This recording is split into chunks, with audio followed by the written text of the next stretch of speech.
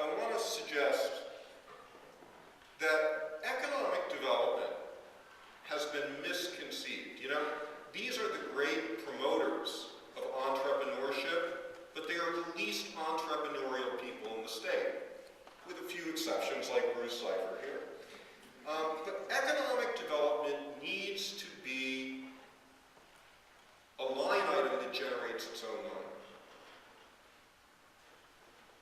If you are begging for money year in, year out from the state, from private foundations, how are you modeling the entrepreneurship that you're expecting from everyone else in the state?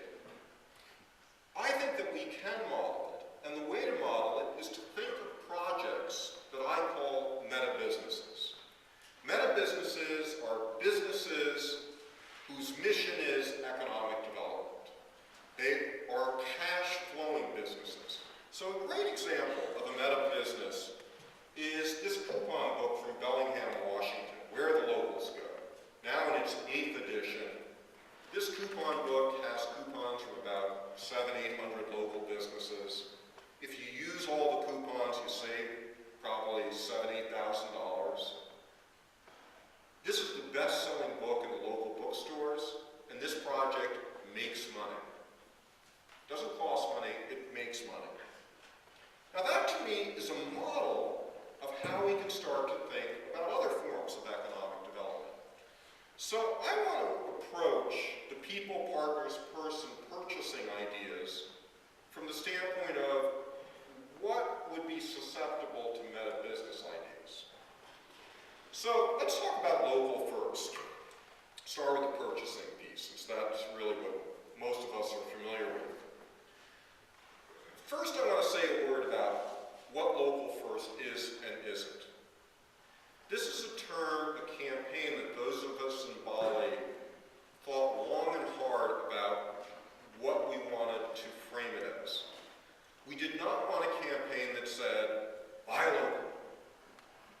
We didn't want a campaign that said, buy local irrespective of the cost. We didn't want a campaign that said, buy local or you suck. It was think local first.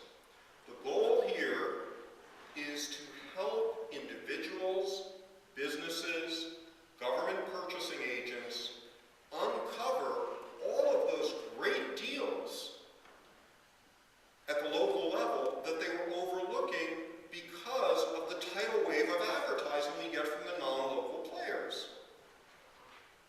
Now, there are a lot of meta-business ideas out there that I think are worth looking at. These pictures here are of local business debit cards. The one in the upper part of the slide is from Santa Fe, the local CARES card. And then the lower half is the Intera card, a local credit card that's being prototyped in a few places in New England and the Pacific Northwest. Each of these cards rewards you with loyalty and points and discounts every time you use it at a local business. The bank at Santa Fe that launched the Locals Care card put $100,000 into it. And their theory is that enough Santa Fe residents would move to this card that this would have a bump in convincing people to move their accounts from Bank of America to this local bank. And they were right. In 2 years, this bank moved from number 4 in the market to number 1 in the market. 1 out of 10 residents of Santa Fe carries this card. And this card has generated hundreds of thousands of dollars for charity, and it will, over time, I believe, be a moneymaker. A local gift card. We have all kinds of gift cards in this country that are moneymakers, that chambers of commerce do. But the organizing principle around these cards is the local siting of business, which means, you know, Walmart and Target are as much a part of it as the local coffee shop. We need to reorganize these cards exclusively around local businesses. Business-to-business midwifing. In the state of Oregon in the 1980s and the early 1990s, there was a program called the Oregon Marketplace. Basically what they were doing is going around to businesses in the state and saying, tell me all of the places where you're buying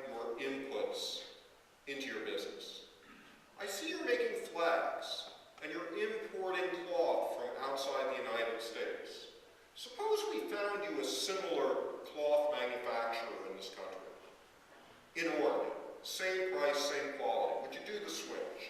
Sure, they'd say. And then the Oregon Marketplace took a finder's fee from the recipient of the new contract in Oregon. At the peak of their operation, they were doing something like $20 million of input substitution contracting each year. Now that is a project that took place in a pre-internet era. And it's a project that is waiting to happen again in Vermont or New England, however you want to frame it. Business to government contracting. You're already doing some of it in farm to school programs, but we need to more comprehensively organize